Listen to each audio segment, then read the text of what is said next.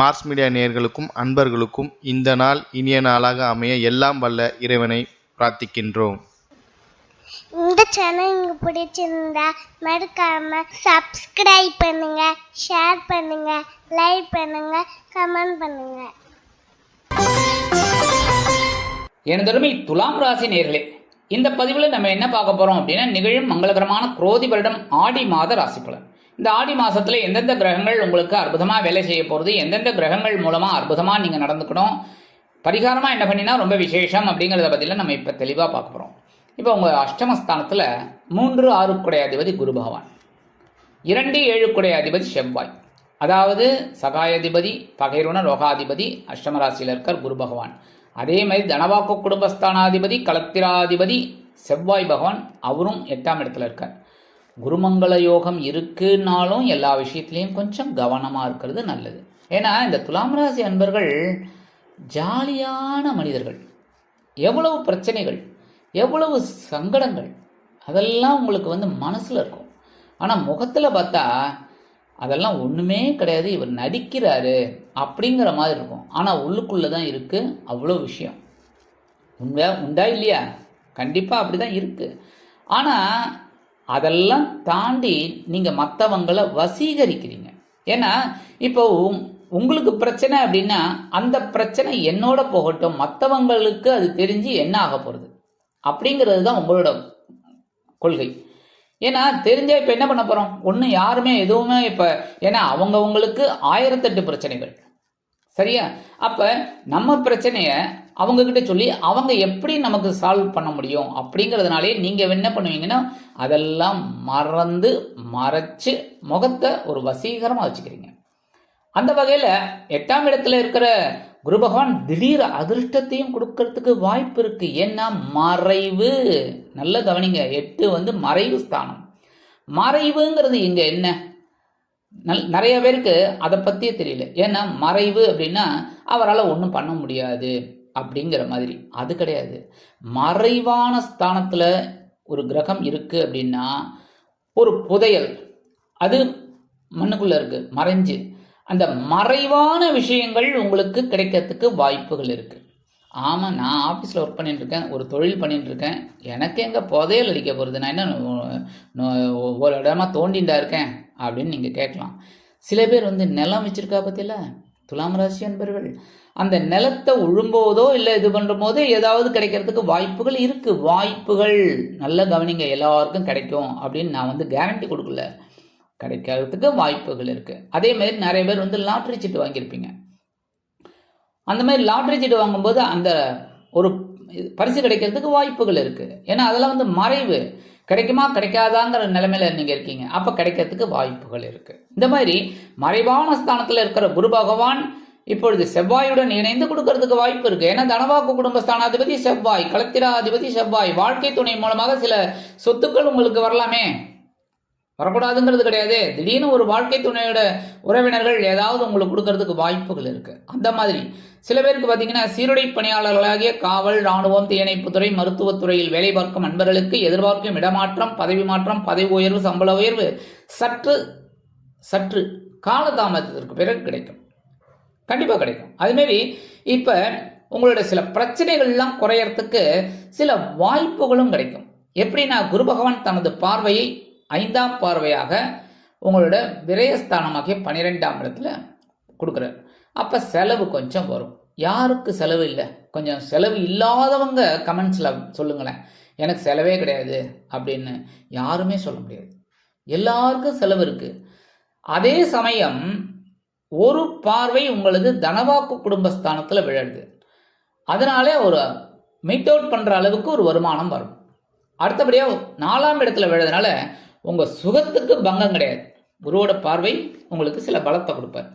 அடுத்தபடியாக ஜீவனஸ்தானமாகிய 10ஆம் இடத்துல 9, 12 குடை அதிபதி புதன், ராசிநாதனும் அஷ்டமாதிபதியுமான சுக்கிரன், லாபாதிபதி சூரியன், இவா 3 பேரும் இருந்துட்டு உங்களுக்கு பொறுப்புகளை வாரி வாரி வழங்கிட்டு இருக்காங்க. பொறுப்புகள் அப்படின்னா என்ன? வேலைபளு.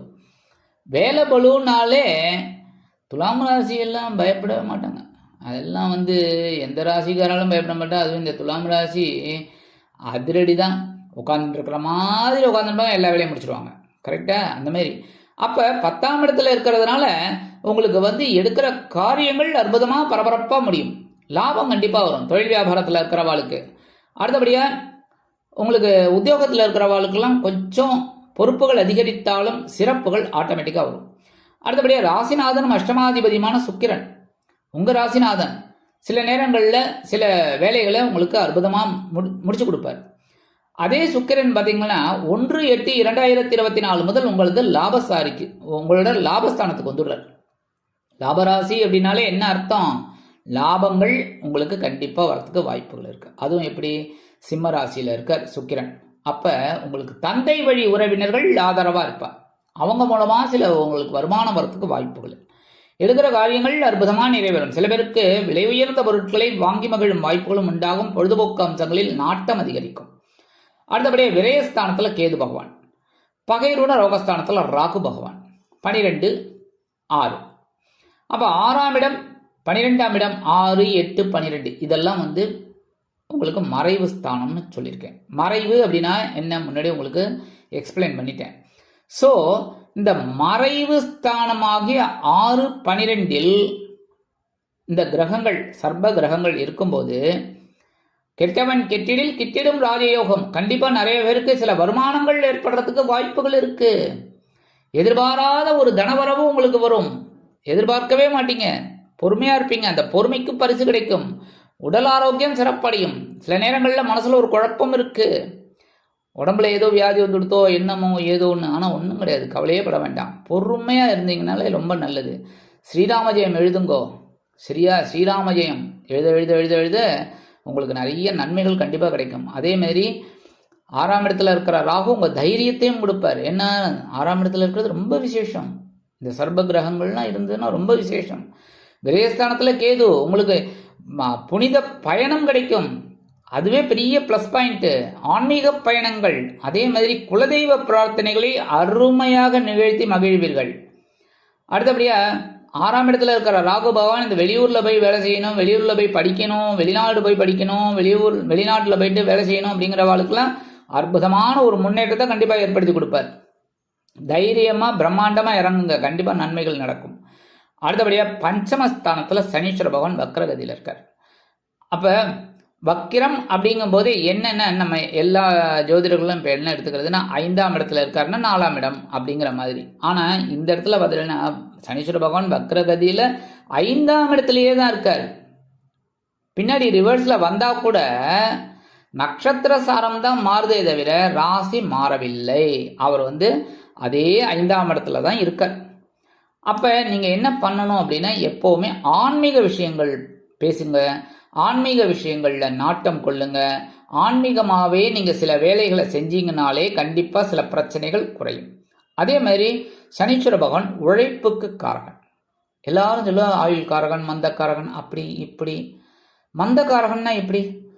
மந்தம், சனீஸ்வர பகவான் மந்தம் அப்படின்னா என்ன மந்தம்? அவர் கரெக்டா தாங்க இருக்காரு. புரியுதா? ஒரு படத்துல வடிவேல் பஸ் மாதிரி ஏறிடுவார். ஏறிட்டு ஒரு பிரச்சனை எல்லாம் ஆகும். கடைசியில் டிரைவர் சொல்லுவார் ஒரு வார்த்தை சூப்பரா, டேய் அவங்க கரெக்டாக தாண்டா ஏறி இருக்காங்க, நீ தாண்டா மாறி ஏறி இருக்க அப்படிங்கிற மாதிரி.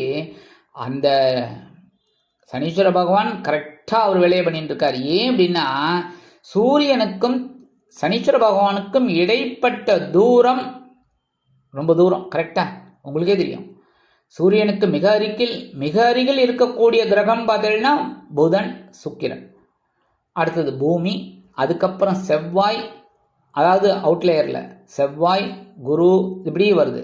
அப்ப சனீஸ்வர பகவான் கடைசியில வரதுனால அந்த டிஸ்டன்ஸ்க்காகத்தான். அதனாலதான் இவர் வந்து ராசி மாறும் போதே பார்த்தீங்கன்னா 2.5 வருஷம். அதுக்கப்புறம் ரிவர்ஸ்ல. எதனால ரிவர்ஸ்? அது நான் வக்ரகதியில சொல்லியிருக்கேன். இந்த வக்ர பெயர்ச்சியில உங்களுக்கு சொல்லியிருக்கேன். ரிவர்ஸ்ல வரார், வந்து இழுப்பு, அப்படியே சூரியன் இழுக்கிறார், அப்படியே வந்துட்டு மறுபடியும் முன்னேற போறார். அப்ப இந்த வக்ரகதியில இருக்கிற சனீஸ்வர பகவான் சில பிரச்சனைகளை எப்படி கொடுப்பார் அப்படின்னு பார்த்தா 3ஆம் பார்வையை உங்க களத்திர ஸ்தானத்துல பாக்குறாரு. வாழ்க்கை துணையை கவனிச்சுக்கோங்க, அவங்கள நல்லபடியா கவனிச்சுக்கோங்களேன். ஏன்னா அவங்க உங்களை கவனிக்கிறாங்கல்ல, அவங்கள நீங்க கவனிச்சுக்கோங்க. அதே மாதிரி கூட்டாளிகளை தேவையில்லாத பிரச்சனைகள்ல போய்க்காதீங்க கூட்டாளிகள்கிட்ட.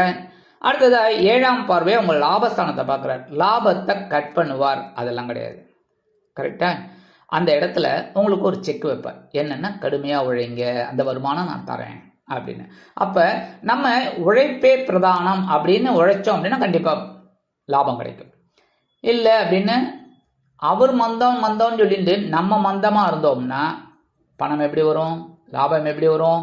அதான் அதுக்காக தான் அவர் என்ன கொடுக்குறாருன்னா ஒரு ப்ரீகாஷன். உழைப்புக்கு அஞ்சாதே. ஆனால் துலாம் ராசிக்காரர்கள் அஞ்ச மாட்டீங்க, உழைப்பை பிடிச்சிக்கங்க, கண்டிப்பாக லாபம் கிடைக்கும். அடுத்தபடியாக 10ஆம் பார்வை அவங்க தனவாக்கு குடும்பஸ்தானத்தில் விழுது. இந்த துலாம் ராசி அன்பர்களுக்கு இந்த பொழுதுபோக்குலாம் கொஞ்சம் ஆசைன்னு சொன்னேன்ல, என்ன ராசிநாதன் சுக்கிர பகவான், ஆசை ஜாஸ்தி, சாப்பாடு ஜாஸ்தி, எதா இருந்தாலும் நல்லா சாப்பிட்ணும் அப்படின்னு நினைக்கிறவங்க தப்பே கிடையாது. ஆனால் உடல் ஆரோக்கியத்தில் கவனம் எடுத்துக்கங்க. அதேமாரி நம்மகிட்ட காசு எவ்வளோ இருக்குங்கிறத பார்த்து செலவு பண்ணுங்க. That's all. அதைத்தான் சொல்றார் சனீஸ்வர பகவான். தனவாக்கு குடும்பஸ்தானத்தில் ஒரு பார்வையை பார்த்து குருவும் பார்க்குறாரு. குரு உங்களுக்கு நிறைய கொடுத்துட்டே இருப்பார், தனவரவு. ஆனால் நீங்கள் செலவு பண்ணுறதை கரெக்டாக பண்ணிட்டு இருக்கணும். கரெக்டாக அது மாதிரி இருந்தாலே போரும். பஞ்சமஸ்தானத்தில் சனீஸ்வர பகவான் வக்ரகதியில் இருந்தாலும் சரி, எப்படி இருந்தாலும் நமக்கு நல்லதே நடக்கும். அடுத்தபடியாக சித்திரை நட்சத்திரத்தில் பிறந்த அன்பர்கள் ஆஞ்சநேய சுவாமியை வழிபாடு பண்ணுங்க. தினந்தோறும் பண்ணுறது தப்பே கிடையாது. சர்வ கல்யாண தாதாரம் சர்வ வியாபத்கண வாரகம் அபார கருணாமூர்த்தி ஆஞ்சநேயம் நமாமிகம்.